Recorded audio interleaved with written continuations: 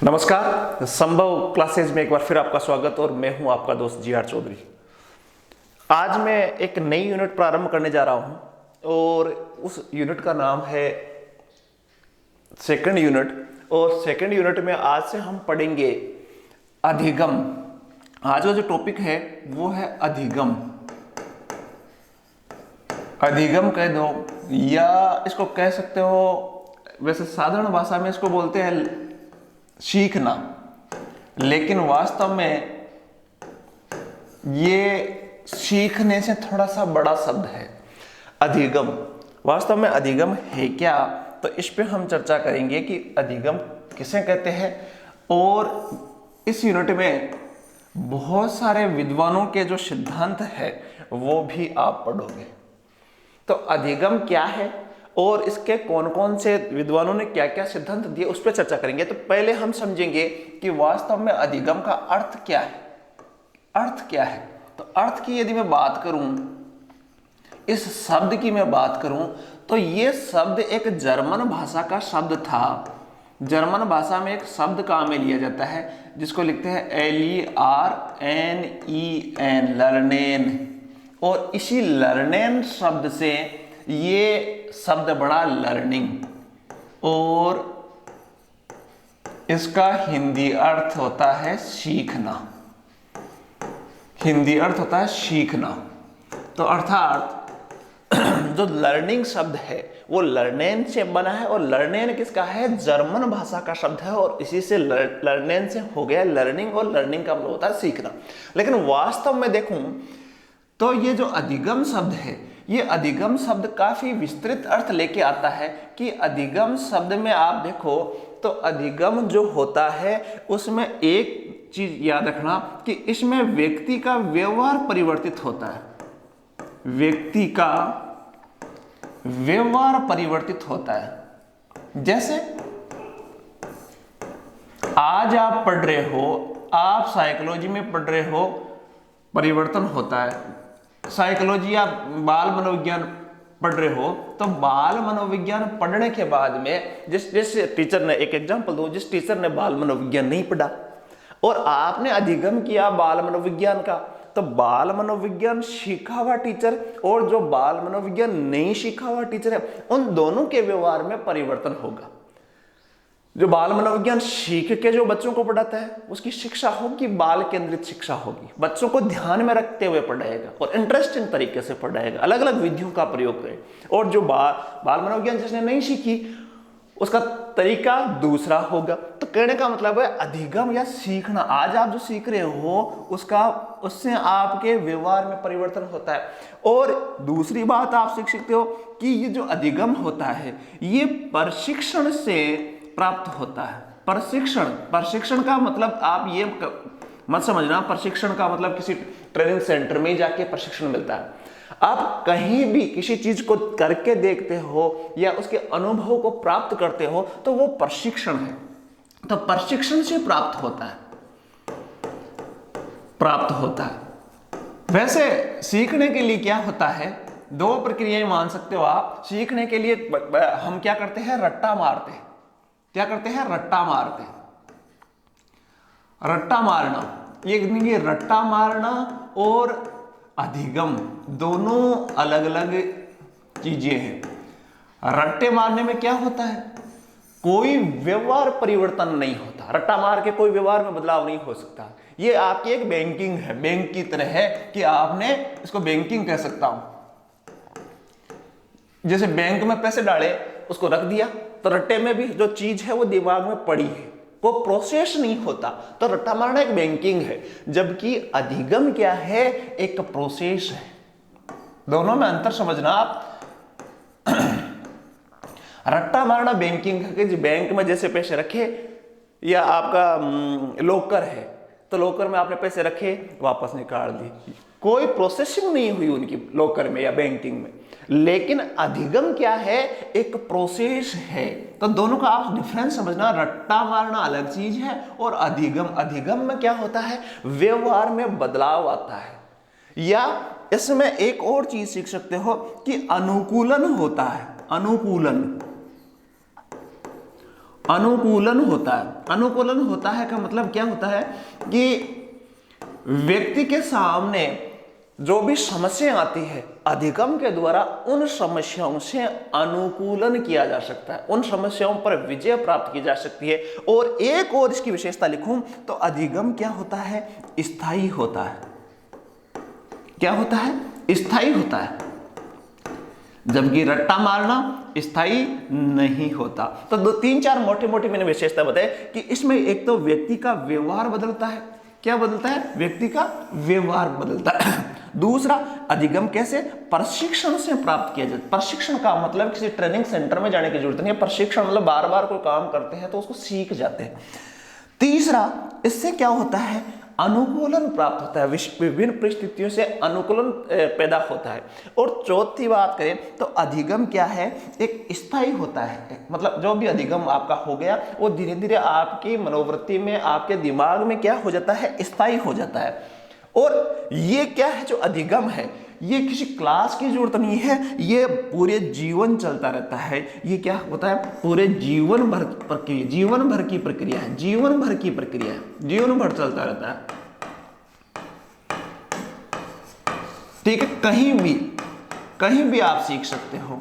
जरूरी नहीं है कि आप सड़क पे किसी से बातें करते हुए चल रहे हो तो वहां भी आपको अधिगम प्राप्त हो सकता है। बचपन में अधिगम होता है, जवानी में अधिगम होता है, और मृत्यु तक, मृत्यु पर्यंत अधिगम चलता रहता है। तो ये आप थोड़ा सा एक मन में डिफरेंस रखना कि वास्तव में अधिगम होता क्या है। रट्टा मारना या सीखना या पढ़ने से संबंधित मत मानना इसको कि पढ़ना ही अधिगम है, लर्निंग है। लर्न कहीं भी कर सकते हो। तो मोटे मोटे मैंने बताया, वापस मैं आपको रिपीट करवा दूं कि जो अधिगम है वो इसका अंग्रेजी ट्रांसलेशन है लर्निंग, और ये जर्मन भाषा का एक शब्द है, जर्मन भाषा का एक शब्द है लर्नेन, जिसका अर्थ होता है लर्निंग। और ये लर्निंग किससे बना, लर्नेन से बना हुआ है, और इसका अर्थ होता है सीखना। अब देखो, सीखने के लिए बहुत सारी बातें हैं। दो दिमाग में आता है कि रट्टा मार के भी सीख सकते हैं और व्यवहार से भी सीख सकते हो, लेकिन रट्टा मारना और रट्टे मारने में अंग्रेजी में बोलते हैं रोट और लर्निंग में बहुत फर्क होता है। रोट में कोई व्यवहार में बदलाव नहीं आता, वो बस जैसे परीक्षा में कोई रट्टा मार लिया तो आपको कोई बदलाव नहीं आएगा उसमें। तो रट्टा मारना और अधिगम दोनों अलग अलग है। रट्टा मारना एक बैंकिंग है, जबकि अधिगम क्या है, एक प्रोसेस है। अब अधिगम में व्यक्ति का व्यवहार बदलाव होता है, व्यक्ति का व्यवहार बदलता है। जैसे मैंने आपको चाइल्ड साइकोलॉजी की एग्जांपल दिया था, तो उसमें व्यवहार क्या होता है, बदलता है। दूसरी बात, इसे प्रशिक्षण से प्राप्त होता है। जैसे चाइल्ड साइकोलॉजी आप सीख रहे हो तो ये एक आप जो सीख रहे हो ये प्रक्रिया प्रशिक्षण है। आपके व्यवहार में बदलने की जो प्रक्रिया है वो प्रशिक्षण है। इससे क्या होता है, अनुकूलन होता है। अनुकूलन कैसे होता है, जैसे एक छोटा सा बालक है, छोटे से बालक ने आग जलती हुई देखी और अचानक उस बालक ने उस आग को छू लिया। तो आग छूते ही उसको एक ट्रेनिंग, ये प्रशिक्षण या अनुकूलन ये हुआ कि वो आगे से आग के पास नहीं जाएगा, अनुकूलित हो गया उसके कि आग के पास मुझे नहीं जाना। और ये प्रशिक्षण भी है और स्थायी होता है। इसी एग्जाम्पल से वो बच्चा पूरी जीवन भर आग को टच करने की कोशिश नहीं करेगा, उसको पता है कि टच करने से क्या होता है, हाथ जलते हैं। तो इसलिए मोटे मोट हमने समझा कि वास्तव में अधिगम क्या है। अब देखो, इसमें थोड़ा सा एक और देखते हैं जो आता है अधिगम की परिभाषाओं की मैं बात करूं। अधिगम की परिभाषाएं, अधिगम का अर्थ तो समझ गए। अब अधिगम की कुछ दो तीन में परिभाषाएं मैं आपको बताता हूं, वो कौन कौन सी है। अधिगम की परिभाषाएं, तो पहली परिभाषा जो आती है वो आती है वुडवर्थ की। किसकी आती है, वुडवर्थ की।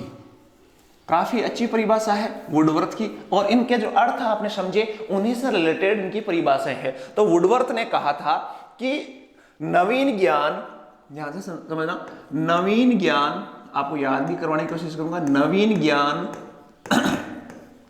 व नवीन प्रतिक्रियाएं, दो शब्द का मिलिए, नवीन ज्ञान व नवीन प्रतिक्रियाएं,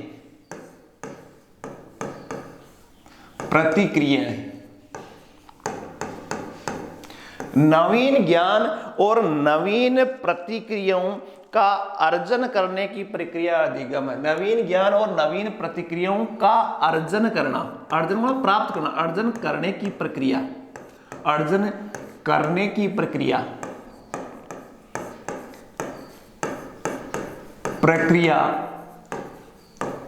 अधिगम है। ध्यान से समझना इसको।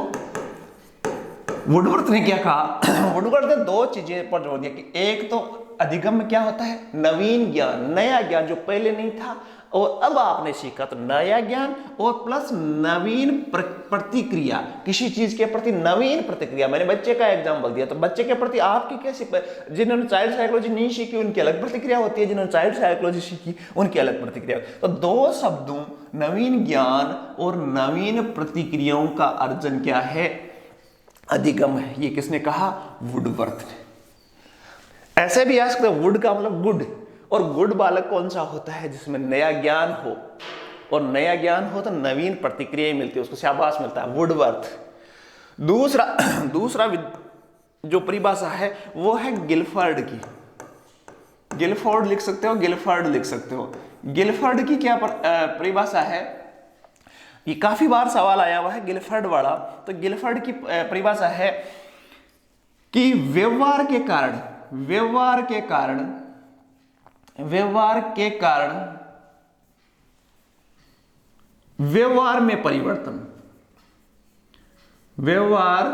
में परिवर्तन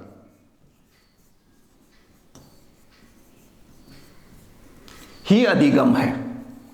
क्या है?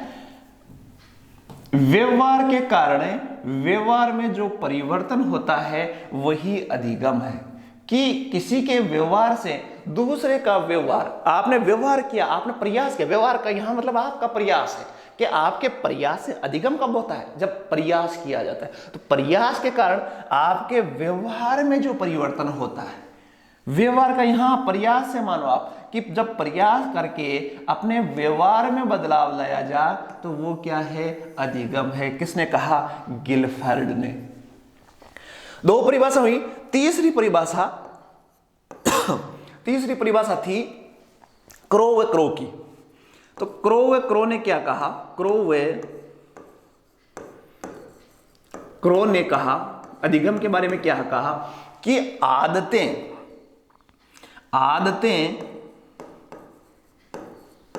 ज्ञान, तीन शब्दों से दी, आदतें, ज्ञान व अभिवृत्ति, तीन शब्दों का उन्होंने काम लिया। आदतें, ज्ञान व अभिवृत्तियों का अर्जन ही अधिगम है। थोड़ी हैंडराइटिंग ठीक नहीं लग रही हो तो देख लेना, समझ जाओगे आप। अधिगम है। क्रो ने सीधी सी परिभाषा दी कि कोई व्यक्ति की यदि आदतें बदल रही है, आदतें बन रही है, अच्छी आदतें बन रही है, तो वो क्या है? अधिगम है। इसके अलावा उन्होंने कहा कि कोई ज्ञान प्राप्त जो हो रहा है वो क्या है? नया ज्ञान जो प्राप्त हो रहा है वो है। और यदि आपकी कुछ अभिवृत्तियां बन रही है तो वो क्या है? अधिगम कहलाएगा। एक और परिभाषा है जो काफी अच्छी परिभाषा है, स्किनर की। किसकी है? ज्यादा परिभाषा नहीं लिखवाऊंगा मैं। स्किनर, आपको मोटा मोटा आपको समझना है। स्किनर ने बड़ी सिंपल सी परिभाषा दी कि अधिगम वह प्रक्रिया है जिसमें व्यवहार में उत्तरोत्तर अनुकूलन आता है। अधिगम से व्यवहार में व्यवहार, देखो शब्द आया ना, मैंने बताया व्यवहार में उत्तरोत्तर मतलब आगे और उत्तरोत्तर अनुकूलन प्रक्रिया है।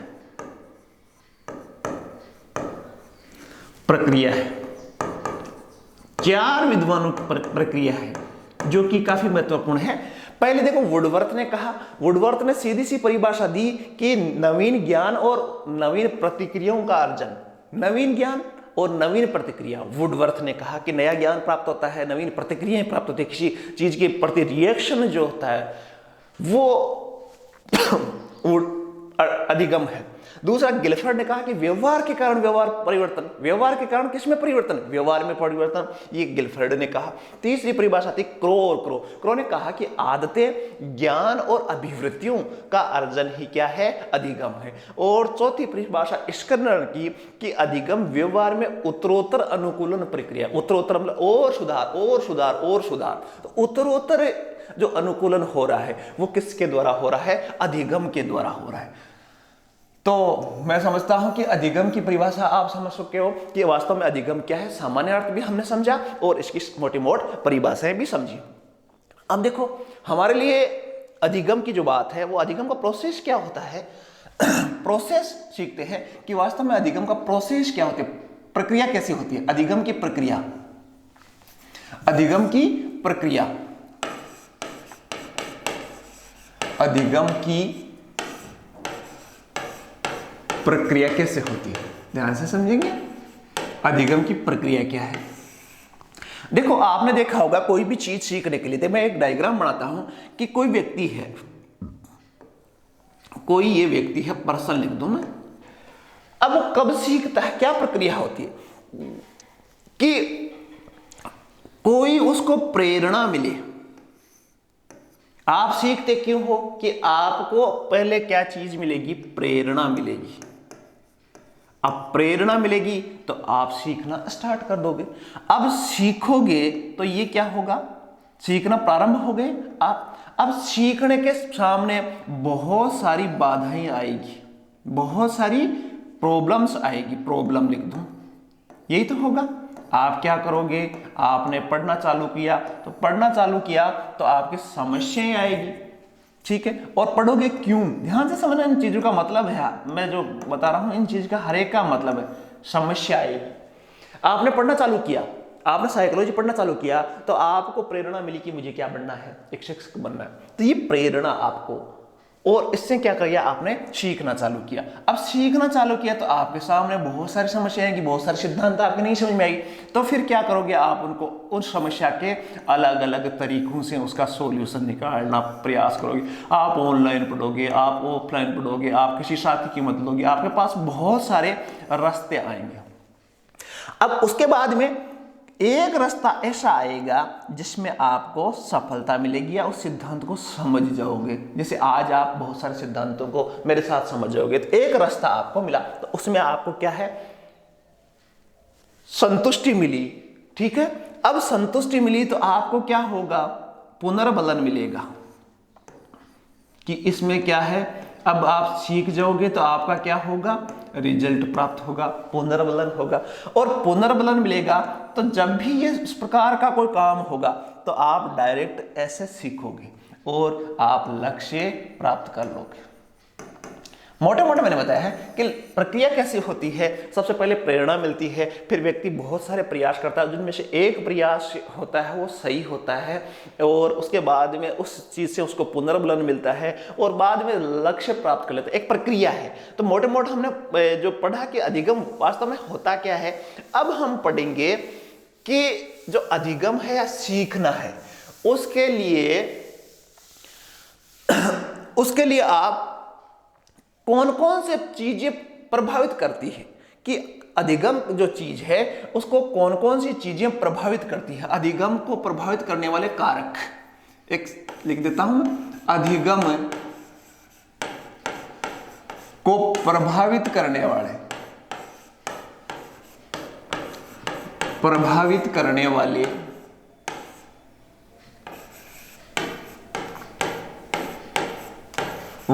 कारक।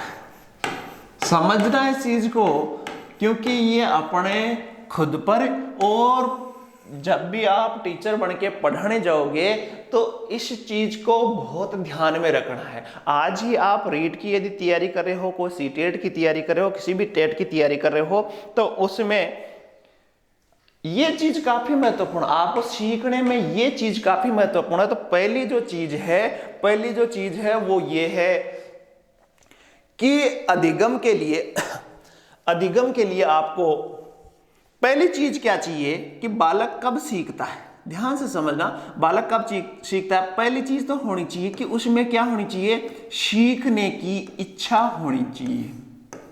सीखने की इच्छा होनी चाहिए। यदि किसी बालक में सीखने की इच्छा है ही नहीं तो उसको नहीं सिखा सकते। जैसे एग्जाम्पल अंग्रेजी में भी दिया जाता है कि किसी घोड़े को तालाब पर तो ले जाया जा सकता है लेकिन उसको पानी नहीं पिलाया जा सकता। अर्थात सीखने की सबसे पहले इच्छा जरूरी है, तभी वो स्टार्ट करेगा सीखना। आपकी यदि ये वीडियो देखने की इच्छा ही नहीं है तो फिर जबरदस्ती आपके सामने वीडियो चला भी दिया जाए तो आप नहीं सीख सकते। समझ रहे हो बात को? तो पहली चीज जो बेसिक चीज चाहिए वो है सीखने की इच्छा चाहिए, ठीक है। दूसरी चीज आपको क्या चाहिए कि शिक्षण विधियां हैं, जो पढ़ने का तरीका है वो भी महत्वपूर्ण होता है। अब आपने मान लो इच्छा हो गई, शिक्षण विधि, अब मान लो आप पढ़ने के लिए तैयार भी हो गए लेकिन विधि, जो शिक्षण विधि है वो अच्छी नहीं है। देखो बहुत सारे सीखने के लिए अलग अलग तरीके होते हैं और बालक या आप या मैं वही तरीका, वही विधि अपने लिए अच्छी होती है जो हमें इंटरेस्टिंग लगे। तो शिक्षण विधि जैसे मैंने आपको खेल खेल में सिखाया, ठीक है, या मैंने आपको बड़े जोक सुनाते हुए सिखाया, तो वो क्या है, शिक्षण विधि अच्छी है। तो दूसरी विधि, शिक्षण विधि कैसी है तो उस पर ध्यान होना चाहिए। तीसरी है, तीसरा प्रभावित करता है, प्रभावित करने वाले कारक तीसरा है आपकी बुद्धि कैसी है, बुद्धि का प्रभाव पड़ता है। अब मान लो मैंने यही सिद्धांत, यही बातें में बुद्धि का प्रभाव, यही मैंने बातें जो आज मैं पढ़ा रहा हूं आपको, वो यदि किसी एक जिनकी बुद्धि कम है, बुद्धि लब्धि कम है, उसको सिखाया और एक की बुद्धि लब्धि ठीक है उसको सिखाया, कौन सीखेगा? ये तो है नहीं कि वो कमजोर को सीख जाएगा। तो बुद्धि का प्रभाव भी पड़ता है। चौथी जो बात है, मोस्ट बता रहा हूं, चौथी जो बात है वो है परिपक्वता। देखो ध्यान से समझना, परिपक्वता, परिपक्वता का मतलब क्या होता है? समय अनुसार जो परिवर्तन आता है। परिपक्वता को एग्जांपल से सीख लो कि परिपक्वता क्या है कि बच्चा जैसे पहले घुटनों के बल चलता है और फिर परिपक्व होता है तो खड़ा होकर चलने लगता है, पहले तुतला के बोलता है फिर परिपक्व होता है। ये परिपक्वता क्या होती है? देखो दोनों में अंतर समझना। एक तो होता है अधिगम, अधिगम, और एक होती है परिपक्वता। अब अधिगम और परिपक्वता दोनों अलग अलग चीजें। अधिगम का मतलब होता है कि ये जन्म के बाद में होता है और जानबूझकर सीखा जाता है, जन्म के बाद में होता है।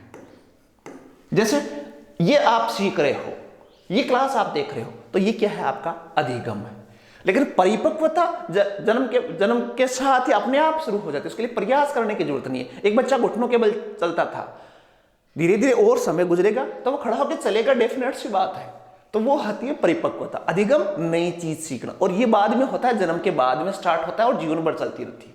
परिपक्वता जीवन भर चलती है, लेकिन ये अपने आप वाली प्रक्रिया है और ये जानबूझ करके प्रक्रिया है। तो दोनों में अंतर यदि कहीं आए तो आप बता सकते हो कि अधिगम क्या है और परिपक्वता क्या है। मैं बात कर रहा था कि पढ़ाई में या शिक्षा या लर्निंग में अधिगम कैसे प्रभावित करता है। तो जो परिपक्व होता है वो जल्दी सीखता है।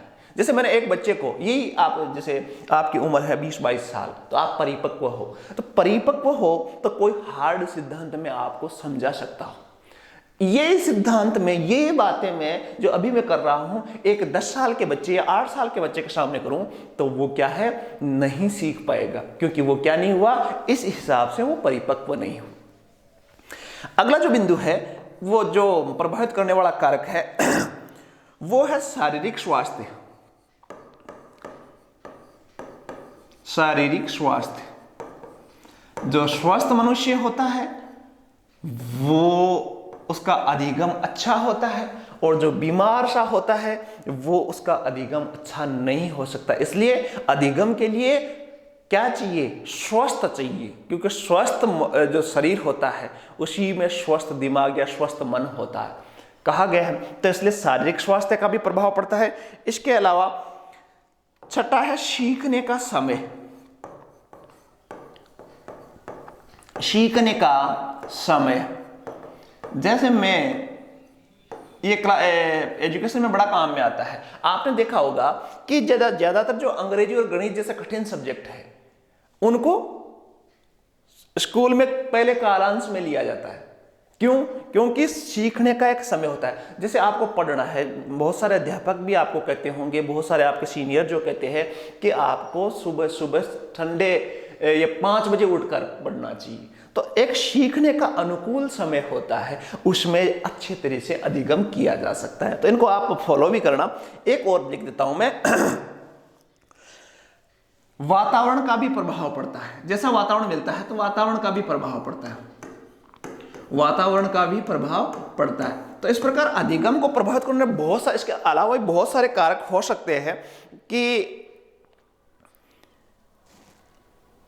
इन एनवायरनमेंट या इन चीजों के अलावा सबसे जो मोटी चीज होती है वो होती है, ये सब प्रभावित करते हैं, लेकिन एक चीज और होती है प्रेरणा। ये अधिगम को काफी प्रभावित करती है। प्रेरणा जैसे मैं एग्जांपल दूं एक एग्जांपल, 2 बच्चे थे। एक बच्चे को दूसरे एक बच्चा है, उसका दोस्त कोई कलेक्टर बन गया, या आप अपने पर देखना कि आपका दोस्त कोई फर्स्ट ग्रेड बन गया, कोई सेकंड ग्रेड बन गया, कोई थर्ड ग्रेड में अध्यापक है, तो आपका मन कचोट रहा है कि मैं भी अब तैयारी करूंगा और मेरा भी सिलेक्शन में करवाऊंगा। तो ये चीज क्या है? प्रेरणा। क्योंकि आपको ये मोटिवेशन दे रहा है, बार बार आपको झकझोर रहा है, तो ये झकझोरना जरूरी है। भूख लगना, इसको मेरी भाषा में मैं बताऊं तो जब तक भूख नहीं पैदा होगी पढ़ाई के लिए, जैसे खाने के लिए भूख पैदा होगी तब खाना अच्छा लगेगा, और जब तक व्यक्ति पढ़ेगा नहीं तब तक नहीं पढ़ेगा जब तक उसके प्रेरणा नहीं होगी। तो इस प्रकार मोटे मोटे मैंने देखा, आपको बताया कि अधिगम के लिए कौन कौन से कारक है जो अधिगम को प्रभावित, जिसकी प्रेरणा है ही नहीं, मन ही नहीं कर रहा, मनोवृत्ति भी नहीं है, तो उसको आप नहीं पढ़ा सकते। मनोवृत्ति भी कह सकते हो उसमें। तो मनोवृत्ति भी एक, मनोवृत्ति लिख दूं मैं, बहुत सारे कारक हैं, मैंने मोटे मोटे लिखा है मनोवृत्ति। मनोवृत्ति का मतलब है कि किसी का मन ही नहीं कर रहा है, मन ही ऐसा है कि मुझे तो पढ़ना ही नहीं है। तो ऐसे बच्चों को, ऐसे व्यक्तियों को अधिगम प्रभावित होता है। मन ही नहीं कर रहा है, उसका मन के हारे हार है, मन के जीते जीत, पहले से ही हारा हुआ है। आप जो कोई तैयारी कर रहे हो, पहले आपकी मनोवृत्ति ये बन गई कि मुझे तो, मेरा तो सिलेक्शन होना मुश्किल है, तो मनोवृत्ति ये बन गई तो अधिगम नहीं होगा।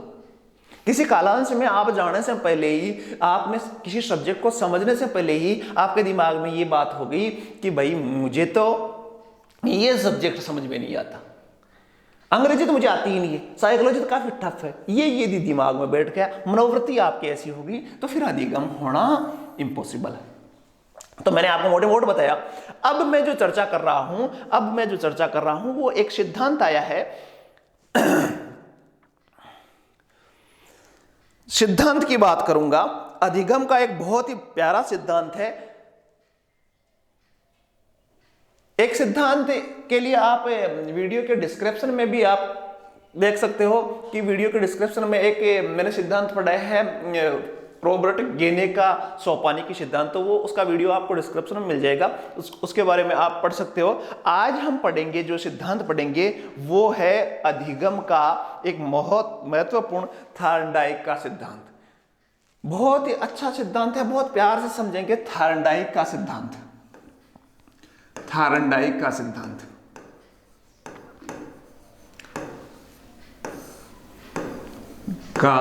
सिद्धांत।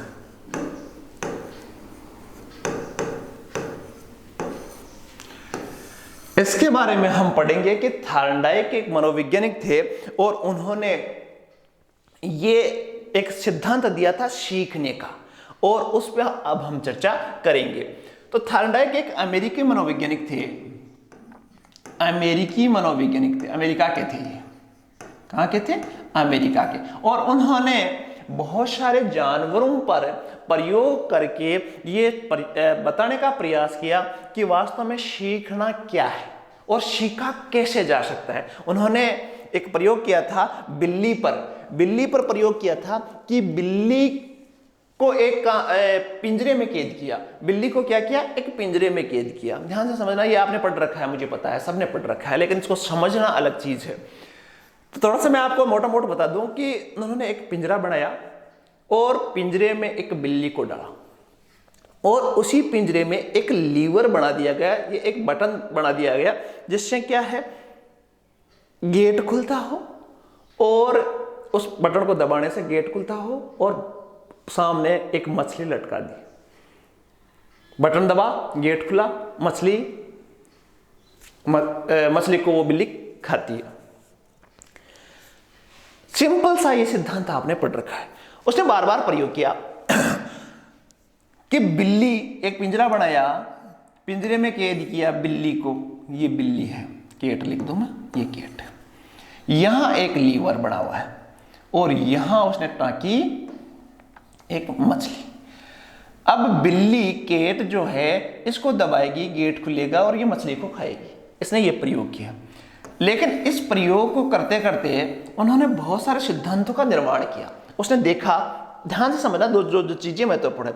पहली, बिल्ली क्यों प्रयास करेगी, किस लिए, इस मछली के लिए, किसके लिए, ध्यान से समझना इसको, थोड़ी सी बात मैं ज्यादा इसको सिद्धांतों पे आऊंगा। बिल्ली क्यों प्रयास करेगी, मछली को प्राप्त करने के लिए। तो ये क्या है, ये क्या है, उद्दीपन है। और उसके लिए क्या प्रयास करेगी, इधर उधर उछल कूद करेगी। ध्यान से समझना, इधर उधर उछल कूद करेगी और इसी उछल कूद में उसने इसको बटन को दबाया और वो खुल गया। तो फिर क्या होती है, मछली मिल जाती है बिल्ली को।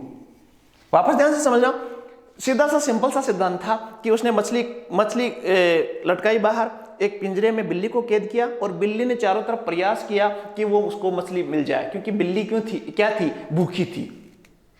यदि बिल्ली को भरपेट खाना दे दिया जाए तो वो उसे खुद नहीं करेगी, वो अंदर जाके क्या करेगी, सोएगी। तब बिल्ली ने प्रयास किया क्योंकि वो भूखी थी, इसलिए प्रयास किया और उसको बार बार सामने दिख क्या रहा था, अपना लक्ष्य, वो उसको उद्दीप्त कर रहा था और उसके लिए उसने अनुक्रिया की। तो बिल्ली का उन्होंने एग्जाम्पल दिया और बहुत सारे सिद्धांत बनाए। तो आपके जो सवाल आते हैं ये तो आपने पढ़ रखा है, बिल्ली वाला, इसको ज्यादा पढ़ाने की जरूरत नहीं है। लेकिन थॉर्नडाइक ने जो सिद्धांत दिया उस सिद्धांत के नाम बहुत महत्वपूर्ण, इंपॉर्टेंट है, उनके नाम बहुत बार पूछे जाते हैं, नाम अलग अलग नामों से इसके पुकारा जाता है। तो एक बार नामों पे मैं चर्चा कर लूं कि उन्होंने थॉर्नडाइक ने जो सिद्धांत दिए उनके नाम बहुत है, कई बार सवाल आया हुआ। पहला, उद्दीपन अनुक्रिया सिद्धांत। उद्दीपन का मतलब होता है जो उसको उद्दीप्त करता हो। बिल्ली को उद्दीप्त कौन कर रहा था, मछली। और अनुक्रिया, उस उद्दीपन को, उस मछली को प्राप्त करने के लिए बिल्ली क्या कर रही थी, प्रयास करती, वो क्या थी, अनुक्रिया। तो इसलिए इसको उद्दीपन अनुक्रिया का सिद्धांत कहा जाता है। इसके अलावा इसका नाम है प्रयास और त्रुटि का सिद्धांत। ध्यान से समझना, ये काफी मोस्ट है, इंपॉर्टेंट, बहुत महत्वपूर्ण है ये, महत्वपूर्ण। दूसरा था प्रयास और त्रुटि का सिद्धांत, कि उस बिल्ली ने, आपने पढ़ रखा है कि बिल्ली ने पहले प्रयास किया, तो पहले वो पिंजरे को कभी काटने की कोशिश करती है, कभी उछलती है, कूदती है, तो प्रयास करता है। प्रयास में बहुत सारी त्रुटियां हुई कि उसने पिंजरे को काटा तो खुला नहीं, त्रुटियां होती है। तो प्रयास भी होता है और त्रुटियां, इसलिए इस सिद्धांत का नाम हुआ प्रयास और त्रुटि का सिद्धांत।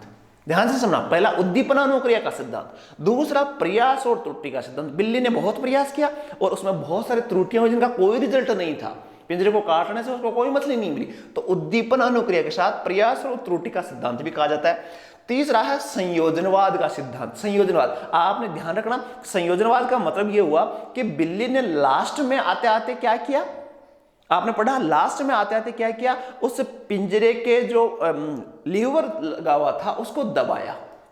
ध्यान से सुनना, लीवर दबाया और उसको क्या मिली, मछली मिली। उसके बाद में वापस थॉर्नडाइक ने उस बिल्ली को वापस डाला, तो उसमें और कम समय लगा उस लीवर को दबाने में। तीसरी बार और डाला तो फिर और कम समय लगा, जल्दी दबाने लग गई वो। और एक स्थिति ऐसी आई कि बिल्ली ने न तो पिंजरे को काटा, न कोई उछल कूद की, सीधा क्या दबाया, पिंजरे को दबाया। तो संयोजन बढ़ गया, सीख गई बिल्ली। तो संयोजनवाद का सिद्धांत भी कहा जाता है। अधिगम का बंध सिद्धांत, इसको अधिगम का बंध, अब थॉर्नडाइक ने जो सिद्धांत दिया उसको अधिगम का बंध सिद्धांत इसलिए कहा जाता है कि जो उद्दीपन था, ध्यान से समझना, उद्दीपन था और उसकी वजह से क्या हुई, अनुक्रिया हुई। और मैंने बताया कि बार बार करने से, उस बिल्ली ने बार बार प्रयास करने के बाद में जो लीवर दबाने का समय था वो कम होता गया और एक स्थिति ऐसी आई कि बिल्ली ने उछल कूद बगैर उस सीधा लीवर को दबाया, तो उसमें क्या बन गया, उद्दीपन और अनुक्रिया के क्या बीच में बन गया, बंध। बंध का मतलब वो सीख गई, बंध बन गया।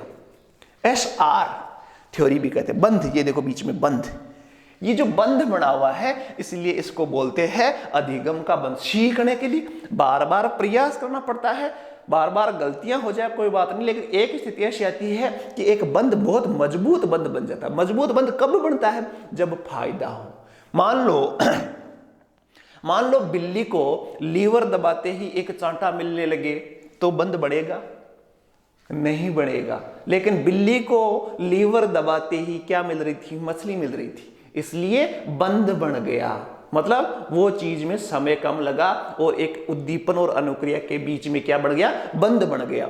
तो बंध कब बनता है, मजबूत बंध कब बनता है, जब लाभ मिले, सुख मिले, अच्छी फीलिंग आए तो बंध मिलता है। जैसे आपकी आज की जो क्लास है और हम जो पढ़ रहे हैं साइकोलॉजी, तो उसमें आपका बंध कब बनेगा, बंध कब बनेगा, बंध तभी बनेगा जब आपको इस क्लास से कोई फायदा मिले। और बंध नहीं बनेगा, आप साइकोलॉजी क्यों पढ़ रहे हो, ये बंध कब बनेगा, जब आपका रिजल्ट अच्छा मिलेगा तो आप साइकोलॉजी पढ़ना चालू करो। तो रिजल्ट अच्छा मिलता है तो बंध बनता है, अच्छा मिले तो। प्रयत्न और भूल का सिद्धांत, प्रयत्न और भूल का सिद्धांत इसलिए कहते हैं कि जो भी आप प्रयत्न करते हो, बार बार जो काम करते हो, तो वो चीज स्थायी होती है।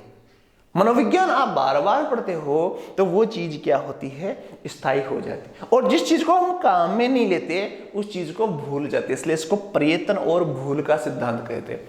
उसी बिल्ली को, जैसे थॉर्नडाइक ने उसी बिल्ली को 12 महीने बाद में पिंजरे में डाला, तो बिल्ली क्या है, बीच में 12 महीने तक उसको वो मछली वाला प्रैक्टिकल किया ही नहीं, तो 12 महीने बाद में बिल्ली को वापस क्या करना पड़ेगा, वापस 12 महीने बाद में डाला तो वो बिल्ली क्या है, पिंजरे में पहले जैसी हरकतें करने लगी, कुछ हद तक, उतना तो नहीं लेकिन कुछ हद तक वैसी हरकतें करेगी। तो प्रयत्न जो होता है उससे सीख जाता है, जबकि प्रयत्न नहीं करते तो भूल जाता है। और इसको SR थ्योरी भी कहा जाता है, SR थ्योरी भी कहा जाता है। तो इस प्रकार ये इंपॉर्टेंट नाम है, इसको आप एक बार स्क्रीनशॉट ले सकते हो। इनके नामों के बारे में काफी बार सवाल इसके बारे में पूछा भी गया है, इनमें से एक सवाल आने की संभावना होती है। अब देखो, अब बात करते हैं थॉर्नडाइक के सिद्धांत के मुख्य नियम और गौण नियमों की। ले लिया होगा स्क्रीनशॉट। अब देखो, थॉर्नडाइक का जो सिद्धांत था उसमें कुछ मुख्य नियम थे और कुछ गौण नियम थे। तो पहले बात करेंगे मुख्य नियमों पर। थॉर्नडाइक का जो सिद्धांत था उसमें मुख्य नियम जो पहला था उसको बोलते हैं तत्परता का नियम। तत्परता का नियम,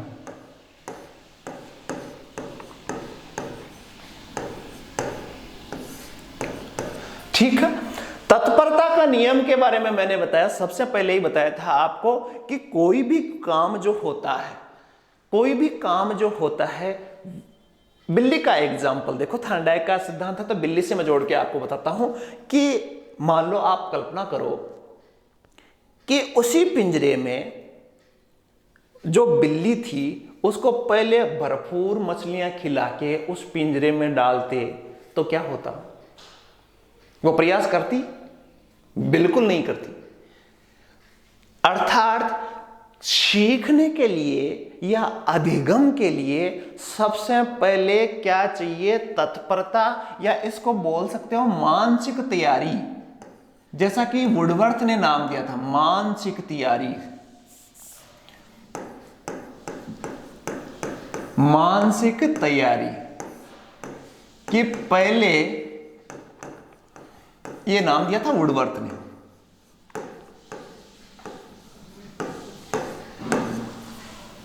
कि सीखने के लिए पहले मानसिक रूप से तैयार तो हो जाओ।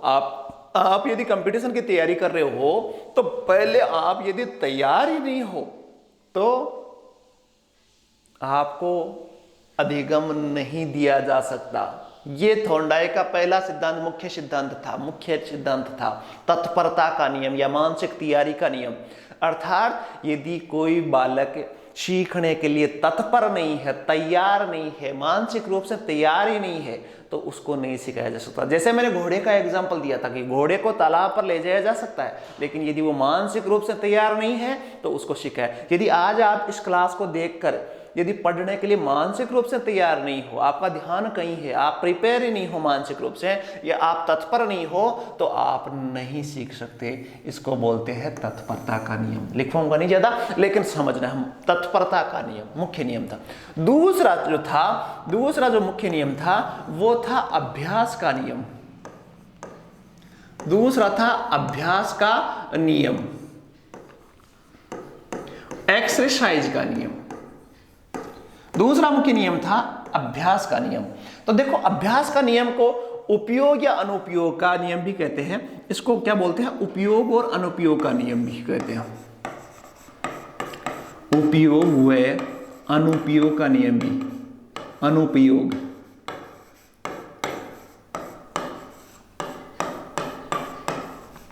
ध्यान से समझना इसको।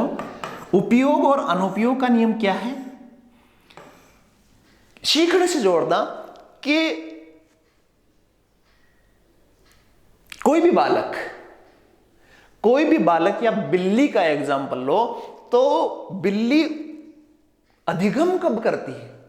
अधिगम तभी करती है जबकि उसका जो रिजल्ट है उछल कूद का वो उपयोगी हो। जब अनुपयोगी रिजल्ट मिले, मैंने कहा कि बिल्ली को भूख लगी है, तत्पर है, वो काम करने के लिए तत्पर है, प्राप्त करने के लिए तत्पर है, भूख लगी है तो उछल कूद तो होना ही होना है। लेकिन मान लो बिल्ली को मछली की जगह एक डंडा मिले, एक चोट मिले, एक या इंजेक्शन मिले, तो वो क्या उछल कूद करेगी? नहीं। इसीलिए जो उपयोगी चीज होती है उसके लिए प्रयास होता है, और जो अनुपयोगी चीज मिले तो उसके लिए प्रयास कभी नहीं हो सकता। ध्यान से समझना इसको कि जैसे आपको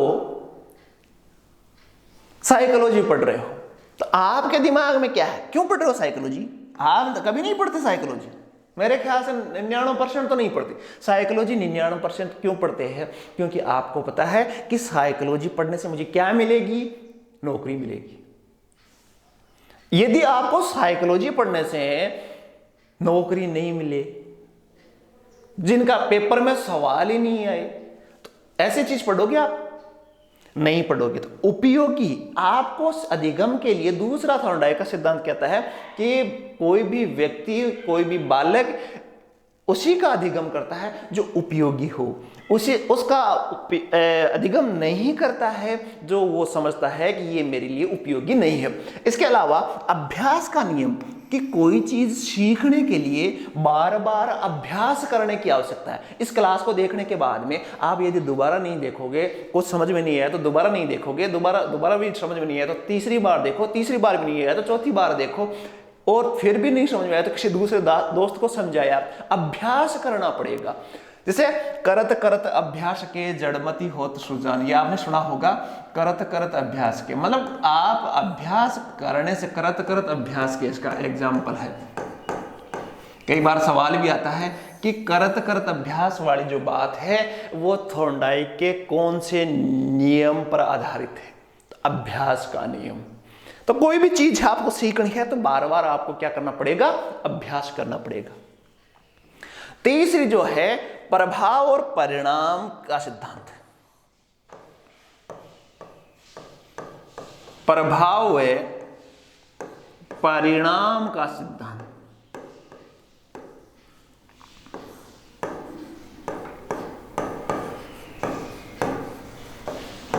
ध्यान से समझेंगे। प्रभाव और परिणाम का सिद्धांत क्या कहता है कि जिस क्रिया के करने से प्रभाव, ये वो मछली वाला एग्जांपल इसमें लेना आप, अभ्यास का नियम में बार बार आपको प्रयास करना पड़ेगा। देखो ये अभी मैं इसको समझाने के बाद में समझाता हूं। प्रभाव और परिणाम का सिद्धांत, इसका दो और नाम, संतोष और असंतोष का सिद्धांत भी कहते हैं इसको।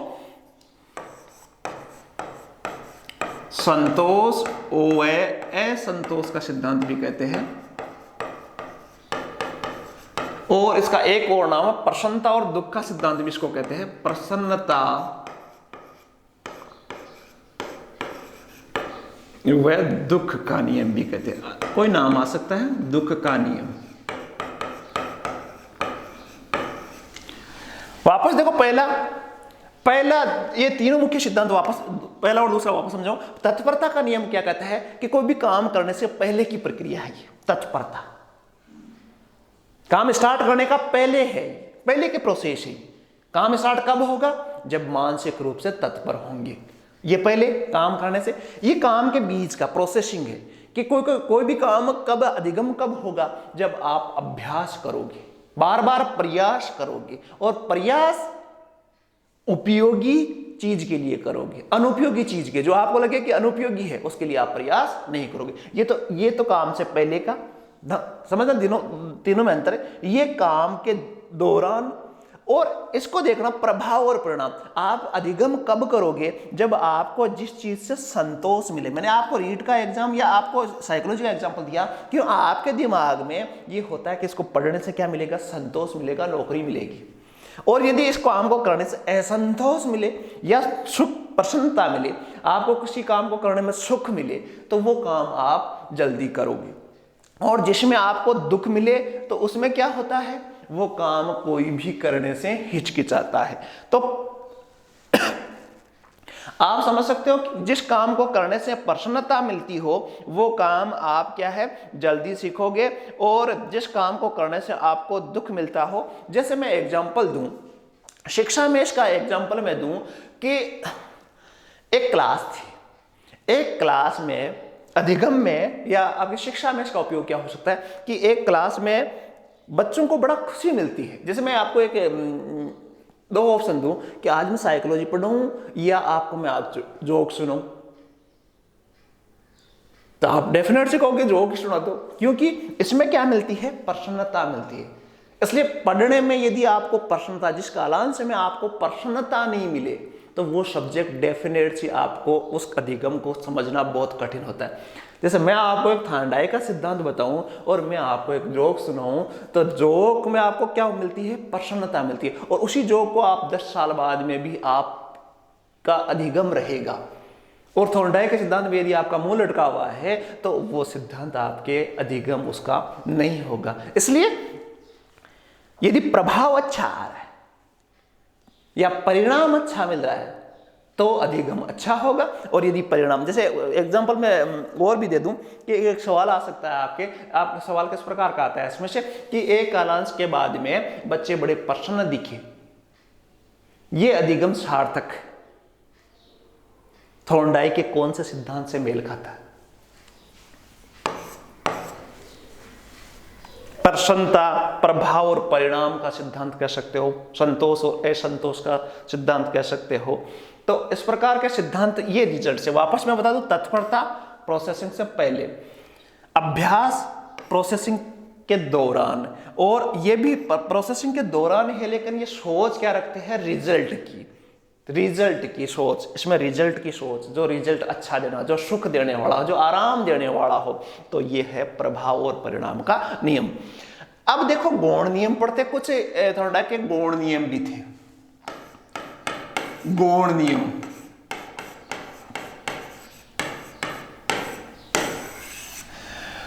तो उन्होंने पहला जो गौण नियम दिया वह था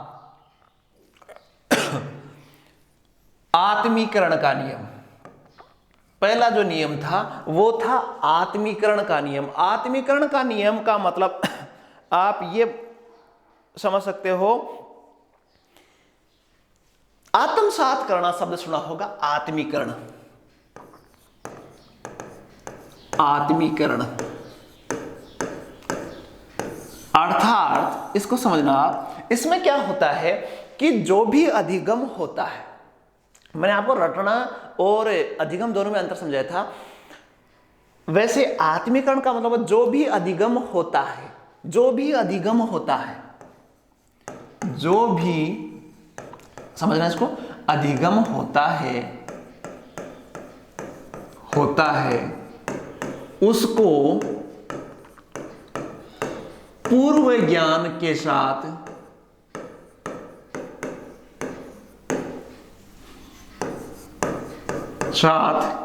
जोड़कर आत्मसात कर लिया जाता है।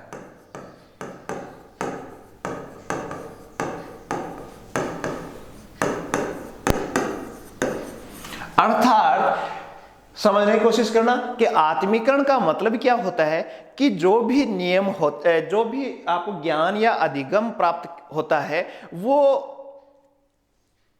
पहले जो ज्ञान था, आपका पूर्व जो ज्ञान था, उसके साथ उसको जोड़कर क्या कर लिया जाता है, आत्मसात या स्थायी कर लिया जाता है। स्थायी, आत्मसात की जगह स्थायी भी लिख सकता हूं मैं, स्थायी कर लिया जाता है। कि बालक को किसी लेसन में पढ़ना स्टार्ट किया कि भारत का अक्षांश और देशांतर विस्तार ये है। अब ये अधिगम हुआ तो वो जैसे 10वीं क्लास का बच्चा है, मैंने पढ़ा है कि भारत का अक्षांश और देशांतरी विस्तार ये है, बच्चा तुरंत उस अधिगम को किससे जोड़ेगा कि मैंने 9th क्लास में भारत का जो पढ़ा था, उसमें भारत के पड़ोसी देशों के साथ जो उनकी स्थिति है वो या अवस्थिति है उसको पढ़ रखा है उसने, तो इस ज्ञान को वो उस ज्ञान से जोड़कर स्थायी कर लेगा। इसी को बोलते हैं आत्मीकरण। दूसरा जो समझ रहे हो, दूसरा जो नियम था वो था बहुप्रतिक्रिया का नियम। बहुप्रतिक्रिया का नियम क्या कहलाता है, क्या कहता है? बहुप्रतिक्रिया का नियम। बहुप्रतिक्रिया का नियम कहता है कि जब भी अधिगम होता है, जब भी अधिगम जो होता है उसमें बहुत सारी क्रियाएं की जाती है, अनेक क्रियाएं, अनेक ऑप्शन होता है। जैसे आपने बिल्ली का एग्जाम्पल देखा तो बिल्ली सीधा ही लीवर को नहीं दबाती, वो क्या करती है, कभी पिंजरे को काटने की कोशिश करती है, कभी उछलती है, कभी पंजा मारती है। तो अर्थात सीखने के दौरान बहुत सारी क्रियाएं की जाती है, बहुत सारी क्रियाएं, और लास्ट में वही क्रिया सफल होती है जो कि, जैसे आपके लिए, आप जो पढ़ रहे हो, आपके लिए मैं एग्जांपल दे दूं तो आप भी, जैसे आपका टारगेट क्या है कि मेरा सिलेक्शन हो जाए शिक्षक भर्ती में, तो आप क्या करते हो, बहुत सारी प्रतिक्रिया करते हो। आप कोचिंग जाते हो, आप स्वयं पढ़ते हो, आप ऑनलाइन पढ़ते हो, आप दोस्तों के साथ शेयर करके पढ़ते हो। तो आप क्या करते हो, किसी भी चीज़ को सीखने के लिए बहुत सारी प्रतिक्रियाएं करते हो, और यही थॉर्नडाइक का बहुप्रतिक्रिया सिद्धांत है। बहुप्रतिक्रिया सिद्धांत, प्रतिक्रिया, रिएक्शन, बहुत ज्यादा रिएक्शन होते हैं, तो इसको बोलते हैं बहुप्रतिक्रिया का सिद्धांत।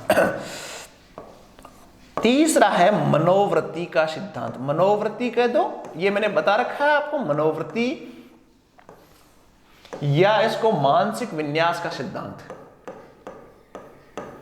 ध्यान से समझना, मानसिक विन्यास का सिद्धांत।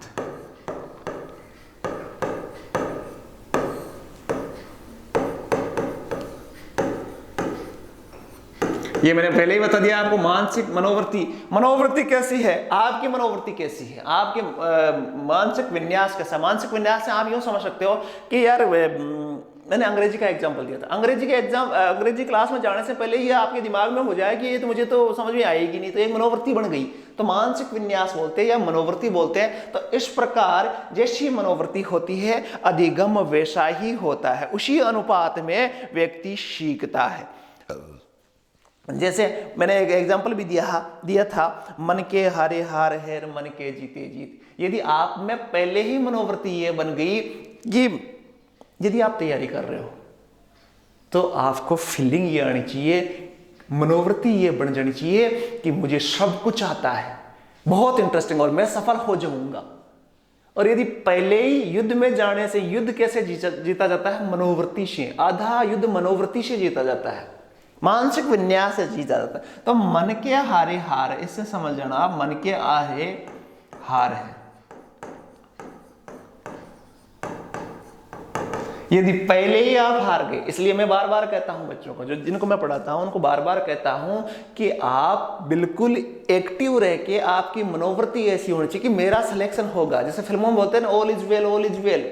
ये मनोवृत्ति सुधारने के लिए, एक फिल्म आई थी ना 3 इडियट, ऑल इज वेल, तो उसमें मनोवृत्ति सुधारने के लिए बोला जाता है कि मैं कर लूंगा, ये कॉन्फिडेंस होना चाहिए। यही है मनोवृत्ति या मानसिक विन्यास का सिद्धांत। अगला जो है, चौथा जो गौण नियम है, चौथा गौण नियम कौन सा है? वो आंशिक क्रिया का नियम। आंशिक क्रिया का नियम।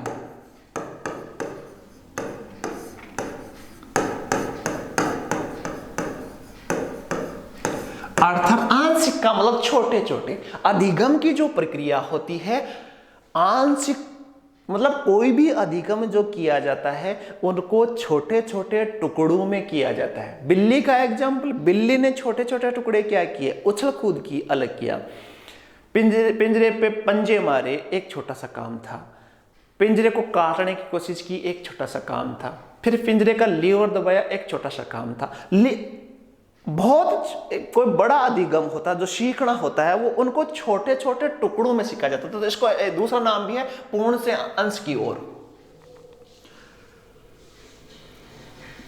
तो देखना, आंशिक क्रिया में क्या होता है, जैसे आपका सिलेबस जो बना होता है, सिलेबस या इस सिद्धांत को है, तो इस सिद्धांत को हमने कैसे पढ़ा? टुकड़ों में पढ़ा, टुकड़ों में पढ़ा। या पूरा सिलेबस जो होता है, पूरी बुक्स जो होती है, पूरी बुक्स क्या होती है? अलग अलग छोटे छोटे लेसनों में बांट दी जाती है। क्यों बांटी जाती है? ताकि वो आंशिक मतलब टुकड़ों में सीखता है। किसी बच्चे को पढ़ाने के लिए पहले गणित सिखाई छोटी सी, फिर उसके बाद में और छोटा सा टुकड़ा सिखाया, फिर उसके बाद में और छोटी सी बात सिखाई, और फिर उसके बाद में और छोटी सी सिखाई। तो अर्थात छोटे छोटे टुकड़ों से मिलकर एक अधिगम पूरा बनता है। इसी को बोलते हैं आंशिक क्रिया का। छोटे छोटे भागों में सीखा जाता है। इसको समझ सकते हो, छोटे छोटे भागों में सीखा जाता है, छोटे छोटे भागों में सीखा जाता है। और इसीलिए किताब को क्या करते हैं? सीखा जाता है। किताब को क्या किया जाता है? छोटे छोटे अंशों में, टुकड़ों में। तो अंश से पूर्ण की ओर है।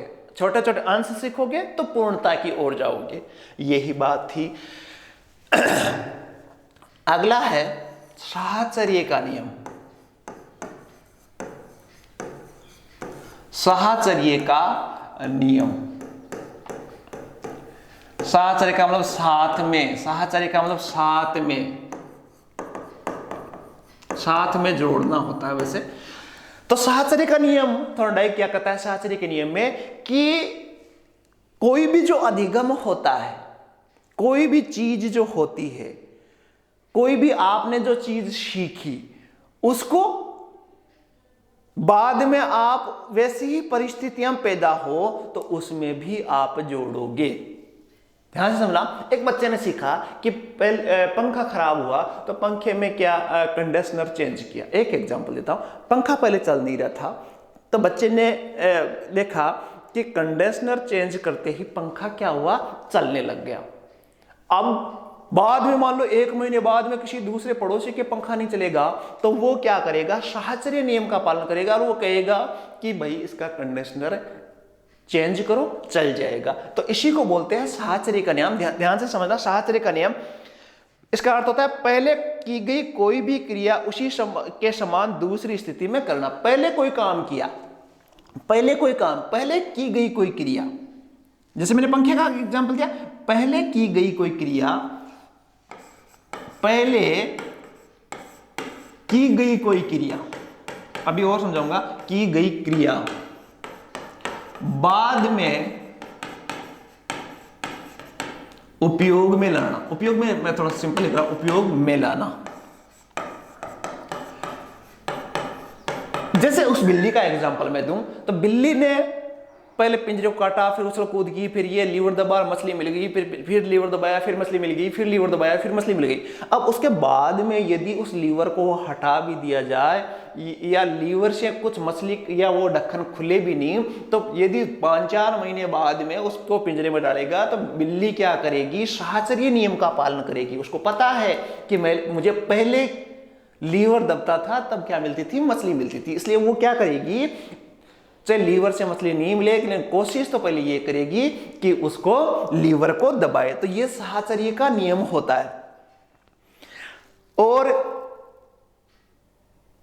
जैसे एक एग्जाम्पल बहुत प्यारा सा लिख रखा है कि जैसे एक माँ है तो माँ क्या करती है, एक बच्चा उसका जब दूर जाता है, एग्जाम्पल बहुत बड़ा प्यारा सा दे रखा है।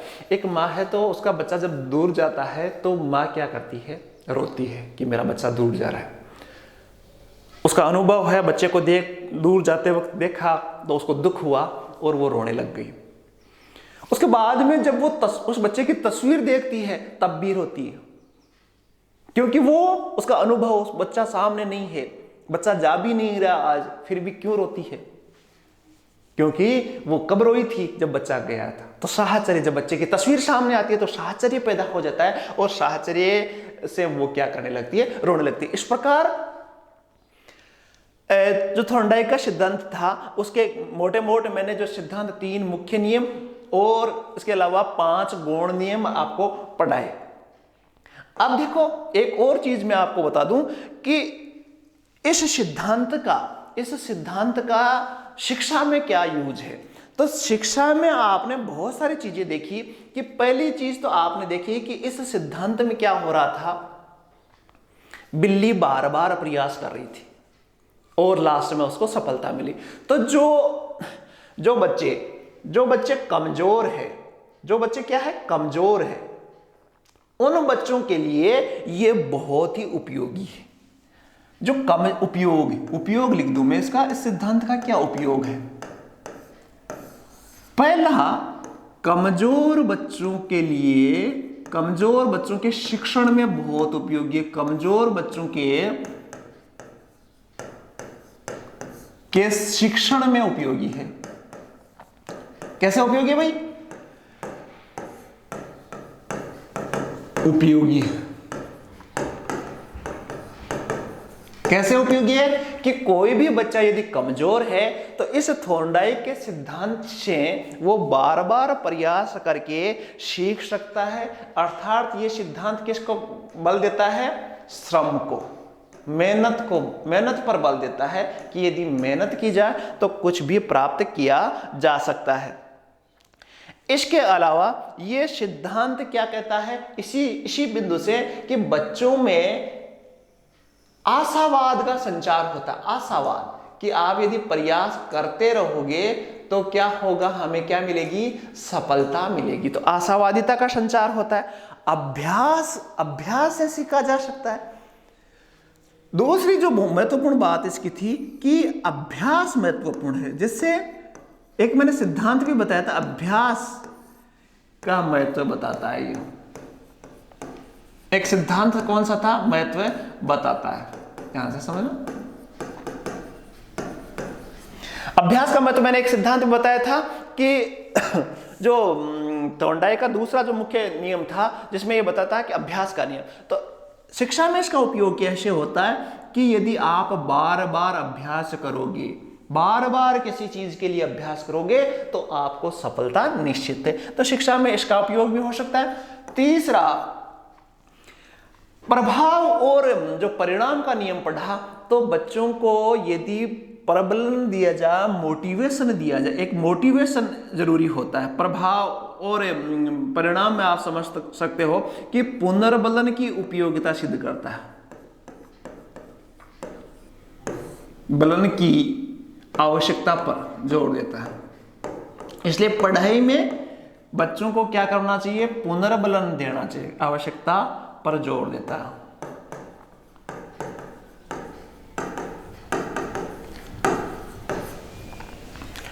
ठीक है।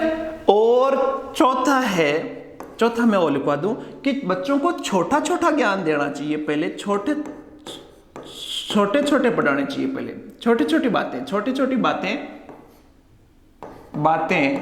समझानी चाहिए।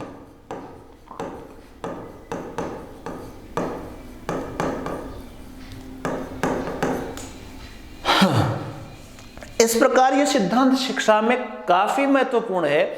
थॉर्नडाइक ने 1898 में जब ये सिद्धांत दिया था, उसके बाद में इसका शिक्षा में काफी प्रयोग हुआ। ये सिद्धांत 1800 कब दिया था? 1898 में। उन्होंने एक शोध पत्र लिखा था जिसका नाम था एनिमल इंटेलिजेंस। ये भी याद रख लेना, एनिमल इंटेलिजेंस। एक शोध पत्र लिखा था उन्होंने 1898 में, एनिमल इंटेलिजेंस।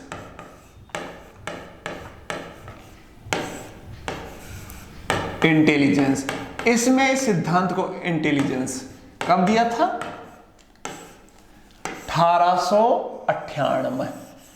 1898 में ये सिद्धांत दिया, और तब से लेकर आज तक ये अधिगम के सिद्धांतों में से महत्वपूर्ण सिद्धांत माना जाता है इसको। तो इस प्रकार आज हमने लर्निंग क्या है इसके बारे में पढ़ा, थॉर्नडाइक के सिद्धांत के बारे में पढ़ा, और इसके बाद में इसके अधिगम के जो प्रकारों की बात थी, रॉबर्ट गेने का सिद्धांत, तो उसको मैं डिस्क्रिप्शन में डाल दूंगा, तो उसको भी एक बार देखना। अब आगे जो पढ़ेंगे पावलोव का सिद्धांत पढ़ेंगे, तो वो भी काफी महत्वपूर्ण है, उसके बारे में हम पढ़ेंगे। तो आशा है मुझे कि आपके काफी कुछ समझ में आया होगा और काफी आपकी जिज्ञासा शांत हुई होगी। इसी प्रकार का एक नया वीडियो लेकर मैं जल्दी हाजिर होऊंगा। तब तक वीडियो को शेयर, लाइक और सब्सक्राइब करना ना भूलें, और साथ ही बेल आइकन जरूर प्रेस करें साथ में, ताकि जल्दी जब भी अब मैं वीडियो लेकर आऊं तो आपको तुरंत उसका नोटिफिकेशन मिलता रहे। धन्यवाद।